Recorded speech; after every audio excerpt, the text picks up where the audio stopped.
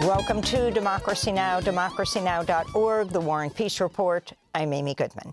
Tensions are escalating between the United States and Europe after President Trump threatened to impose tariffs on 8 European allies that oppose his push to take over Greenland, a semi-autonomous territory of Denmark. On Sunday, Trump sent a text message to Norway's prime minister, writing, quote, "Considering your country decided not to give me the Nobel Peace Prize for having stopped 8 wars plus, I no longer feel an obligation to think purely of peace," Trump wrote. He went on, quote, "The world is not secure unless we have complete and total control of Greenland," unquote. In a post overnight, Trump also criticized Britain for giving the Chagos Islands back to Mauritius after nearly 6 decades of British rule. Over the weekend, thousands took part in protests in Greenland and Denmark. European leaders denounced Trump's threats and are weighing cutting off U.S. companies to the European Union market, a move known as the EU's trade bazooka. UK Foreign Secretary Yvette Cooper spoke Monday. As the Prime Minister said this morning, the future of Greenland is for the Greenlanders and for the Danes alone. Greenland is a part of the Kingdom of Denmark, and those principles around sovereignty are crucial. It's also why we have made very clear that the use of tariffs and threats against allies in this way is completely wrong and counterproductive. President Trump's heading to the World Economic Forum in Davos. The Washington Post reports the elite gathering has been turned into an emergency diplomatic summit this year due to Trump's threats to take over Greenland. The Pentagon's placed 1,500 soldiers from the 11th Airborne Division in Alaska on standby to possibly be deployed to Minnesota, just days after President Trump threatened to invoke the Insurrection Act to quell protests over ICE's immigration crackdown. This comes as the Trump administration says it's opened criminal investigations into Minnesota Governor Tim Walz and Minneapolis Mayor Jacob Frey, both of whom have sharply criticized ICE's tactics. In a statement, Governor Walz said, quote, "Weaponizing the justice system and threatening political opponents is a dangerous authoritarian tactic," unquote. On Friday, a federal judge ordered ICE agents to stop arresting or pepper spraying peaceful protesters in Minneapolis. On Sunday, demonstrators disrupted services at a church in St. Paul to protest one of the church's pastors, David Easterwood, who's reportedly a top ICE official in the Twin Cities. The Department of Justice is now threatening to investigate the protesters. In another development, the Trump administration is being accused of denying legal counsel to many arrested during the immigration sweeps. Multiple attorneys have told ABC they've been prevented from seeing clients held at the Whipple Federal Building in Minneapolis. Meanwhile, ICE agents continue to carry out raids. In St. Paul, armed, masked agents battered down the door of a home and, without a warrant, arrested a man who was let out of his home in his underwear in sub-freezing weather. It turned out that the man, Chong-Lee Scott Tao, is a naturalized U.S. citizen born in Laos. He was later released and spoke to reporters. And then suddenly there's a guns pointed at us. I thought, whoa.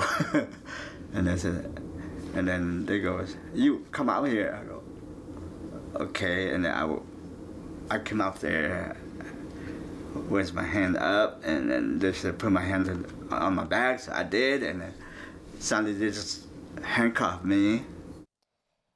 We'll go to the streets of Minnesota after headlines, and we'll speak with constitutional lawyer Michelle Goodwin. President Trump's openly called for regime change in Iran. In an interview with Politico, Trump said it's time to look for new leadership in Iran, unquote.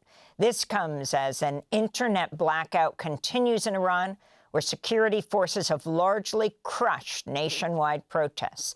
The U.S.-based human rights activist news agency says it's verified the deaths of over 3,900 protesters, but the group says the death toll could be far higher. At least 180 security forces have also been killed. The Iranian government has blamed some of the unrest on armed agitators. Israeli forces have begun demolishing the headquarters of UNRWA, the United Nations Relief and Works Agency in occupied East Jerusalem. In a statement, the UN agency said, quote, "This is an unprecedented attack not only against UNRWA and its premises, it constitutes a serious violation of international law and the privileges and immunities of the United Nations," unquote. UNRWA was formed in 1949 to provide aid to Palestinians displaced during the Nakba.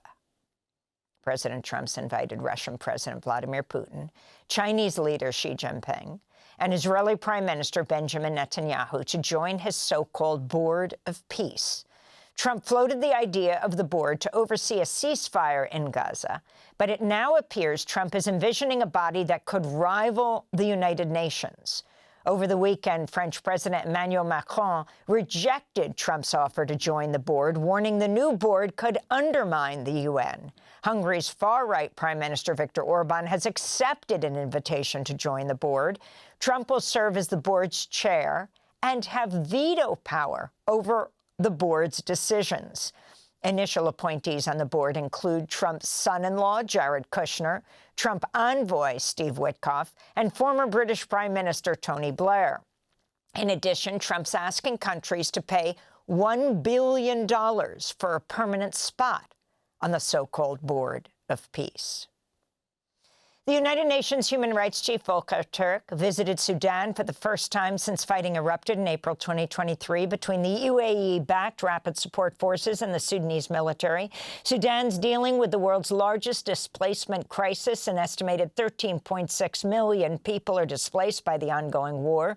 According to the UN Office for the Coordination of Humanitarian Affairs, over 30 million people out of Sudan's population of nearly 47 million are in need of humanitarian assistance. This is Volker Turk.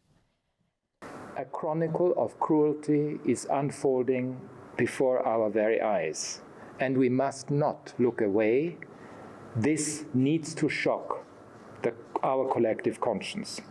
All those who have any influence, including regional actors, and notably those who supply the arms and benefit economically from this war, need to act urgently to put an end to it.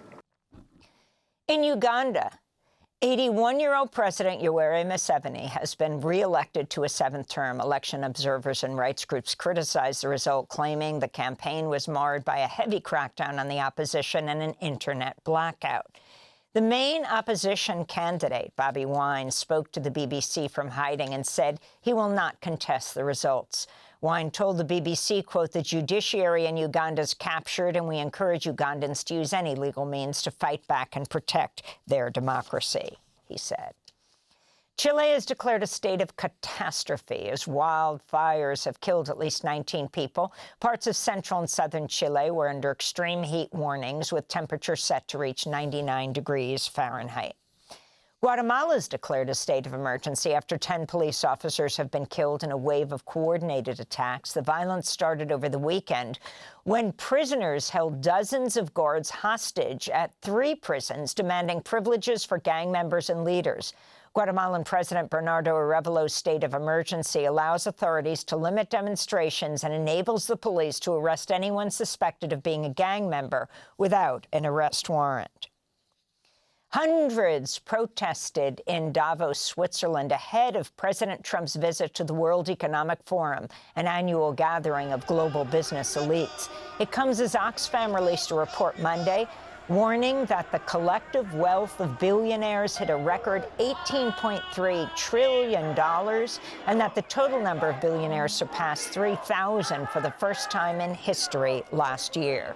Oxfam also reports highly unequal countries are 7 times more likely to experience the erosion of the rule of law and the undermining of elections. This is Oxfam's Director General, Amitabh Behar. But the real story is also about how these billionaires are not content enough with being super rich. Now they're buying political power. So they're buying elections, they're buying media houses, and what you're eventually seeing is rise of oligarchies. So these few billionaires control politics, policies, and narratives. The Justice Department's considering weakening gun laws in an attempt to appeal to Second Amendment supporters.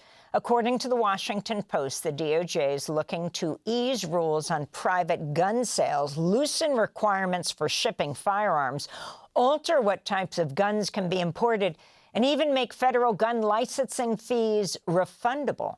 Officials are also looking to have applicants list their biological sex at birth on forms required to purchase guns.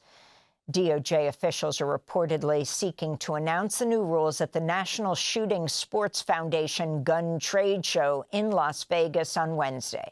Deputy Attorney General Todd Blanche is scheduled to speak at the trade show. 3 top Catholic cardinals in the United States have issued an unusual statement announcing U.S. foreign policy, saying the country's, quote, moral role in confronting evil around the world is in question. The cardinals cited the U.S. attack on Venezuela, Trump's threats against Greenland, and Russia's war in Ukraine. The cardinals wrote, quote, in 2026, the United States has entered into the most profound and searing debate about the moral foundation for America's actions in the world since the end of the Cold War, unquote. In other religious news, an Episcopal bishop in New Hampshire has urged fellow clergy to finalize their wills and prepare for what he called a new era of martyrdom, unquote. Bishop Rob Hirschfeld made the comments during a vigil honoring Renee Good, shot to death by an ICE agent in Minneapolis. The bishop said, quote, now is no longer the time for statements, but for us with our bodies to stand between the powers of this world and the most vulnerable, unquote. On Monday, the Reverend Al Sharpton held a Martin Luther King Day rally in Harlem. He denounced the ICE killing of Renee Good in Minneapolis. If she cursed him out, does that give them the right to shoot her? And they're now talking about sending in National Guard, sending in more ICE agents, sending 1,500. We are in a state that Dr. King would have been fighting against this country going this far. Reverend Sharpton also criticized Trump for canceling free admission at national parks on MLK Day yesterday and on Juneteenth. Instead, park entrance fees are now waived on June 14th, President Trump's birthday. And 1 year ago today, President Trump returned to office. A coalition of activist groups, including the Women's March, are calling for a nationwide walkout from schools, jobs, and places of commerce today. It's called the Free America Walkout. And those are some of the headlines. This is Democracy Now!, democracynow.org, The War and Peace Report. I'm Amy Goodman in New York, joined by Democracy Now!'s Juan Gonzalez in Chicago. Hi, Juan. Hi, Amy, and welcome to all of our listeners and viewers across the country and around the world. Thanks for watching Democracy Now! On YouTube. Subscribe to the channel and turn on notifications to make sure you never miss a video. And for more of our audience-supported journalism, go to democracynow.org, where you can download our news app, sign up for our newsletter, subscribe to the daily podcast, and so much more.